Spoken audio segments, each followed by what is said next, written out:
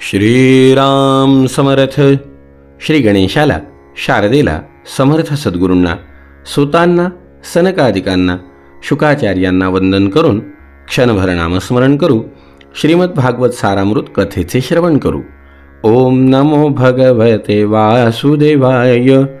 ओम नमो भगवते वासुदेवाय. ओम नमो भगवते वासुदेवाय. ओम नमो भगवते वासुदेवाय. ओम नमो भगवते वासुदेवाय. गोपाल कृष्ण भगवान की जय. सच्चिदानंद रूपाय विश्वोत्पत्त्यादि हेतवे तापत्रय विनाशाय श्रीकृष्णाय वयं नमः. श्रोतेहो नमस्कार. शुकाचार्य राजा परीक्षितीला सांगतात, राजा, भगवान नामस्मरणाचा महिमा अजामिळासारखा जो दासीशी रथ होता, दासीच्या संगाने त्याला 10 पुत्र झाले. त्याच्या जीवनामध्ये कधीही भगवंताचं नाम नाही, कधी भगवंताचं अर्चन पूजन काही नाही. इतका तो विषयांमध्ये रममान झाला होता की अगदी वार्धक्य प्राप्त झालं तरीही सुद्धा तो आपल्या मुलांमध्येच रममान होता. अक्षरशः यमदूत समोर येऊन उभे राहिले, त्याचा प्राण घेण्यासाठी आले. त्यावेळेला यमांना पाहून, यमदूतांना पाहून आपल्या जीवनामध्ये आतापर्यंत केलेलं दुःख पाप त्याला आठवायला लागलं. आणि जेव्हा ते आठवायला लागलं त्यावेळेला तो यमदूतांना विचारत होता, तुम्ही कोण आहात, कशासाठी आलात? त्यांनी बघितलं, आम्ही तुला न्यायला आलो आहे. त्यावेळेला तो आपल्या मुलाला आवाज देऊ लागला. तीन-तीनदा नारायणा नारायणा नारायणा नारायणा असं म्हणू लागला. तेवढ्यामध्ये तिथे विष्णुदूत आले. विष्णुदूत आणि यमदूतांचा संवाद सुरू झाला. राजा, जेव्हा यमदूतांनी विष्णुदूतांचं वर्णन केलं त्यावेळेला विष्णुदूतांची स्वारी यमदूतांना म्हणतीये, तुम्ही खरोखरच जर धर्मराजाचे सेवक आहात तर आम्हाला धर्माचं लक्षण आणि धर्माचं तत्त्व सांगा. दंड कोणत्या प्रकारे दिला जातो? दंड देण्यास पात्र कोण आहे? मनुष्यांमध्ये पापाचरण करणारे सर्वजण दंडनीय आहेत की त्यापैकी काहीच जण दंडनीय आहेत, हे आम्हाला सांगा. त्यावेळेला यमदूत म्हणतायत, पार्षदांनो, वेदांनी जी कर्मे करावीत असे सांगितले आहे ते धर्म आहेत. वेद प्रणिहितो धर्मो ह्यधर्मस्तद्विपर्ययः. ते धर्म होत आणि ज्यांचा निषेध केला आहे ते अधर्म होत. वेद साक्षात भगवंताचं स्वरूप आहे, स्वयंभू आहे असं आम्ही ऐकलेलं आहे. जगातील रजोमय, सत्वमय आणि तमोमय असे सर्व पदार्थ, सर्व प्राणी आपले परम आश्रय असलेल्या भगवंतामध्येच राहतात.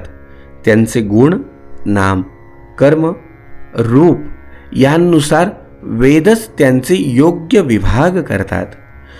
जीवाच्या कर्मांचे सूर्य, अग्नी, आकाश, वायू, इंद्रिय, चंद्र, दोन्ही संध्याकाळ, जी एक सकाळी आणि जी संध्याकाळी होते, या दोन्ही काळाला संध्याकाळ म्हणतात. आपल्याला माहिती असेल, संध्याकाळ म्हणजे दिवस आणि रात्रीचं मिश्रण. हे 2 वेळा होतं, एक सकाळी आणि संध्याकाळी.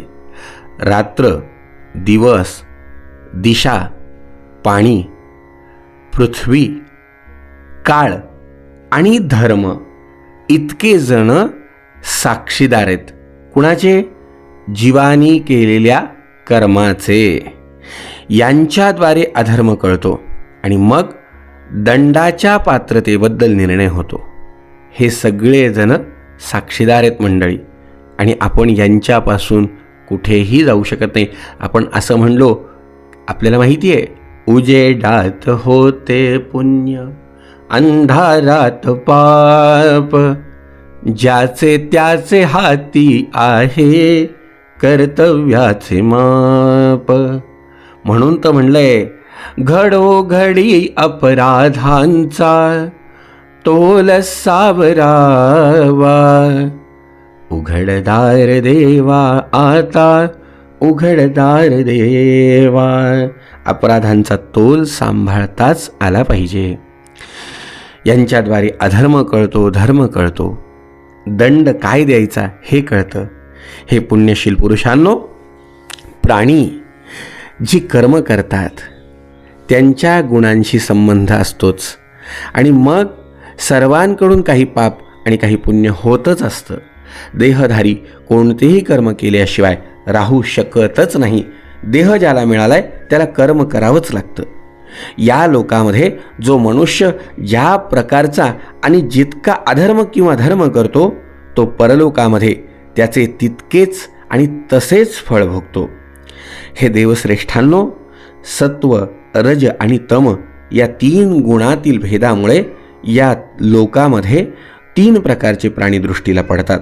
एक म्हणजे सत्वगुण ज्यांच्यामध्ये आहे ते पुण्यात्मे, तमोगुण ज्यांच्यामध्ये भरलेला आहे ते पापात्मे आणि थोडं पुण्य आणि थोडं पाप हे कायम करणारे रजोगुणी.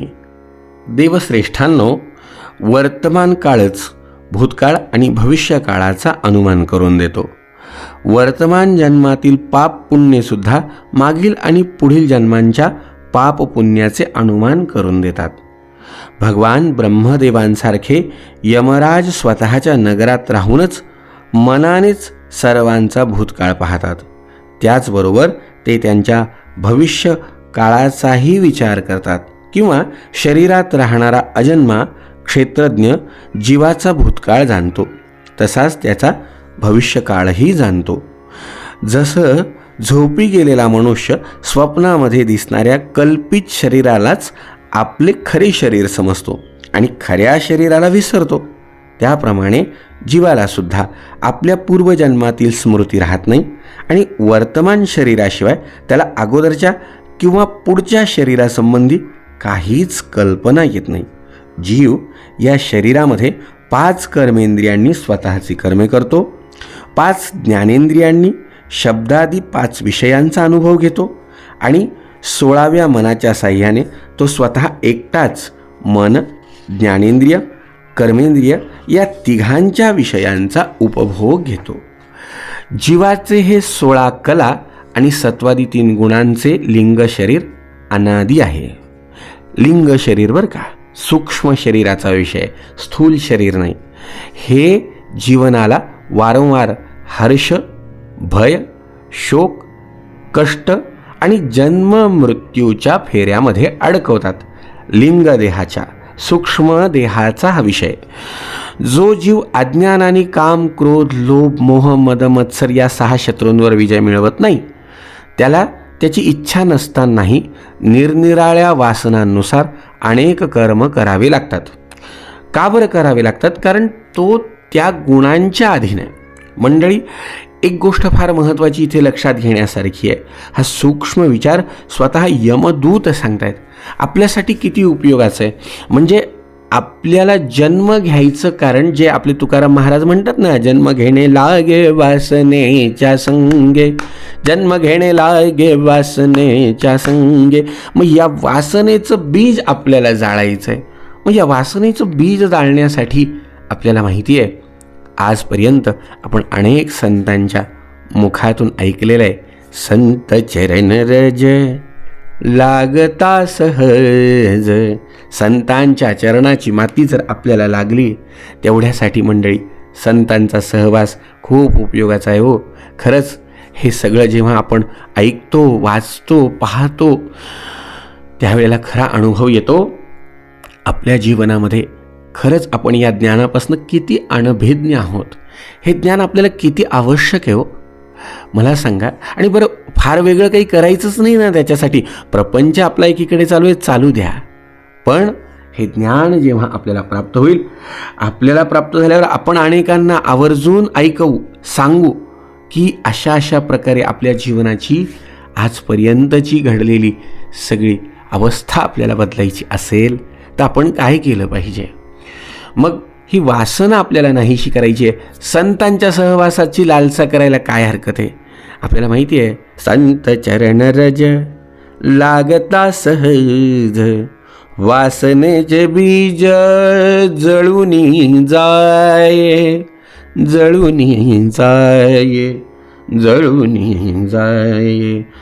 संतांच्या चरणाची माती वासनेचं बीज जाळती. वासना काय, वासनेचं म्हणून म्हणलं ना, जनाबाई फार सुंदर म्हणतात, आम्ही काय केलं, बीज भाजून केली लाही, आम्हा जन्म मरण नाही, बीज भाजून केली लाही. जन्म मृत्यूचं बीज. आणि बघा ना, खरंच आहे, आपण जेव्हा बी पेरतो ते जर आपण भाजून काढलं, ते जर आपण जाळलं, तर ते बीज पेरा, त्याला अंकुर येत नाही, त्याला पुन्हा जन्म नाही. मग ते बीज जाळायचं आहे जिथून वासना निर्माण होते. आणि ते बीज जाळायला काय उपयोगाचं असेल तर संत चरण रज लागता सहज.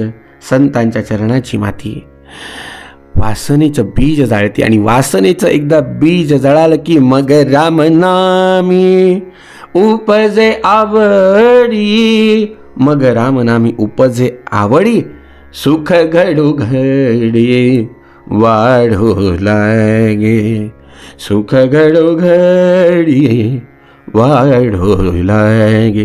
घडोघडी सुख वाढलंच पाहिजे. मग त्याच्यासाठी आपल्याला हे जाळावं लागणार आहे, त्याच्यावर विजय मिळवावा लागणार आहे. जर आपल्याला याच्यात अडकायचं नसेल तर. यमदूत सांगतायत, महाराज, माणूस निरनिराळ्या वासनांनुसार कर्म करतो. अशा स्थितीत तो रेशमीच्या किड्याप्रमाणे स्वतःच आपल्याला कर्माच्या जाळ्यात अडकवून घेतो आणि मोहाचा शिकारी बनतो. कोणताही शरीरधारी जीव कर्म केल्याशिवाय एक क्षणभरही राहू शकत नाही. प्रत्येक प्राण्याचे स्वाभाविक गुण बळजबरीने त्याला आपल्या अधीन करून त्याच्याकडून कर्म करून घेतात. जीव आपल्या प्रारब्धानुसार स्थूल आणि सूक्ष्म शरीर प्राप्त करतो. त्याच्या स्वाभाविक प्रबळ वासनांमुळे त्याला मातेसारखे स्त्रीरूप किंवा पित्यासारखे पुरुष रूप प्राप्त होतं. हे सगळं जन्माला आल्यावरती पुन्हा आपल्याला अनुभवायला मिळतं. प्रकृतीशी संसर्ग झाल्यामुळे पुरुष आपलं मूळ स्वरूप विसरून शरीरालाच आपलं खरं रूप मानतो. हा भ्रम भगवंताच्या भजनाने लवकरच नाहीसा होतो. हा अजामिळ शास्त्रज्ञ होता. शील, सदाचार आणि सद्गुणांचा आगर होता. ब्रह्मचारी, विनयशील, जितेंद्रिय, सत्यनिष्ठ, मंत्रवेत्ता आणि पवित्र होता. हा गुरु, अग्नी, अतिथी आणि वृद्ध पुरुषांची सेवा करणारा होता. तसंच हा अहंकाररहित, सर्व प्राण्यांचं हित इच्छिणारा साधू, मितभाषणी आणि निर्मत्सरी होता. एके दिवशी हा ब्राह्मण आपल्या वडिलांच्या आज्ञेनुसार वनात गेला. तिथून फळं फुलं समिधा दर्भ घेऊन घरी आला. परत येताना कामातुर क्षुद्र मद्यपान करून कोणा वेश्येबरोबर विहार करीत होता. वेश्यासुद्धा मद्यपान करून धुंद झालेली होती. नशेमुळे तिचे डोळे भिरभिरत होते. तिची अवस्था अर्धनग्न होती. तो निर्लज्ज, आचारभ्रष्ट क्षुद्र त्या वेश्येबरोबर कधी गात, कधी हसत, तर कधी वेगवेगळ्या क्रिया करत होता. तो क्षुद्र कामोद्दीपक वस्तू लावलेल्या हातांनी त्या स्त्रीला आलिंगन देत होता. त्यांना या अवस्थेत पाहून अजामिळ एकदम मोहित आणि कामातुर झाला. जरी अजामिळाने आपलं धैर्य आणि ज्ञानानुसार काम वेगाने विचलित झालेले आपले मन आवरण्याचा पुष्कळ प्रयत्न केला, तरीसुद्धा त्याला ते शक्य झालं नाही. कामपिशाच्यानी त्या वेश्येचे निमित्त करून अजामिळेचे मन ग्रासून टाकलं. शुद्ध बुद्ध हरपून आता तो मनोमन त्या वेश्येचेच चिंतन करू लागला आणि त्याने स्वधर्म सोडून त्या वेश्येशीच रत होण्याचा वारंवार विचार केला. मग काय हो, स्वधर्म सुटला. पित्याची सर्व संपत्ती खर्च करून त्या स्त्रीलाच रिझवू लागला. ती ज्यामुळे प्रसन्न होईल अशा तिच्या आवडणाऱ्या गोष्टी करू लागला. हा मूर्ख ब्राह्मण न्यायाने अन्यायाने जसे आणि तिथे कुठे धन मिळेल तिथून ते आणून त्या वेश्येच्या मोठ्या मोठ्या कुटुंबाचे पालनपोषण करू लागला. या पापी पुरुषाने शास्त्रज्ञाचे उल्लंघन करून स्वच्छंद आचरण केले, सत्पुरुषांची निंदा केली. पुष्कळ दिवसपर्यंत याने या वेश्येच्या घरच्या दूषित अन्नाचं सेवन केलं आणि मग काय हो, या सगळ्या गोष्टींमुळे जीवनच पापमय झालं. म्हणून आपल्या पापांचे काहीही प्रायश्चित्त न घेतलेल्या या पापी पुरुषाला आम्ही यमराजांकडे नेत आहोत. तिथे हा आपल्या पापाची शिक्षा भोगणार आहे. हे ऐकल्यावरती मात्र विष्णुदूत बघतायत, विचार करतायत आणि मग राजा अतिशय उत्तम प्रकारे ज्ञान ज्याप्रमाणे विष्णुदूतांना सांगितल्या गेलं हे ऐकल्यावर विष्णुदूतांनी या यमदूतांना काही विशेष ज्ञान सांगितलं. ते काय उद्याच्या भागामध्ये श्रवण करू. जय जय रघुवीर समर्थ.